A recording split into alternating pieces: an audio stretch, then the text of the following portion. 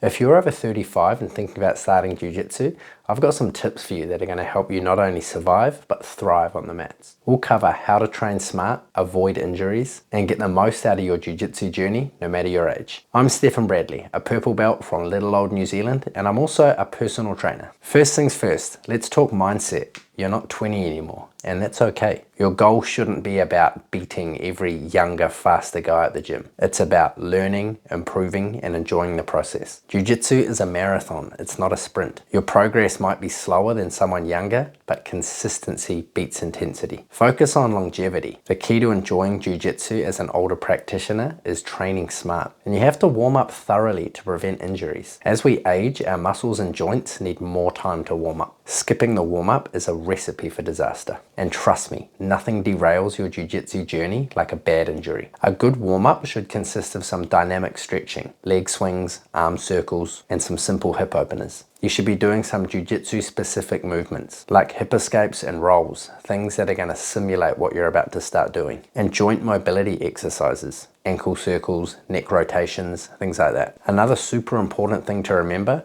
is to tap early and tap often. One of the biggest mistakes older practitioners make is trying to tough it out through submissions. Your ego is your worst enemy. Tapping isn't a sign of weakness, it's a sign of training smarter and protecting your body. If something feels tight, tap. If your arm is straight, tap. If you're seeing little bits of grey out the sides of your eyes, tap. If the submission is there or thereabouts, just tap. They got you. You fucked up to get to that point anyway. Tap and reset, and try not to fall into the same mistake again. Losses are lessons. There's always another roll. There's not always another chance after an injury. As an older beginner, you're probably going to have less explosive power than the young bucks rolling around on the mat. But that's okay, because you don't need it. Explosive power is a limited energy source. They'll eventually get tired.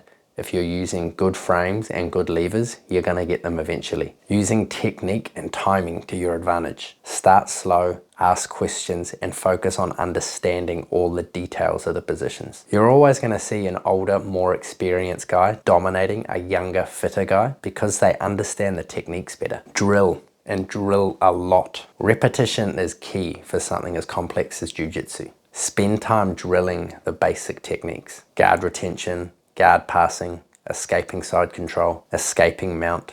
Understanding the foundations is what's going to help you improve without relying on strength. And prioritize your rest and recovery. You're not going to be able to do 2 sessions a day, 5 days a week, like the younger guys are. And when you don't rest enough, your body doesn't recover quick enough, and all those small injuries start to mount up. If you're an older beginner, you're much better off committing to going twice a week consistently for 10 years than you are trying to go 5 times a week for a couple of months and then having 3 to 4 months off. Slow and steady wins the race. Listen to your body. You don't have to train every day. Rest and recovery is a much more important aspect of any training regime, not just Jiu-Jitsu. Here's a couple of things you should be doing with your recovery. Stretch after training. This is when you want to get your nice big long static stretches in, whether you do it at the gym or whether you do it as soon as you get home. But stretch within 30 minutes after training. Make sure you're getting 7 to 8 hours of sleep every night and drink plenty of water. If you're getting cramps while you're training, it's a good sign that you're dehydrated. Now, I'm not a big fan of the whole drink 2 liters a day, drink 8 cups a day,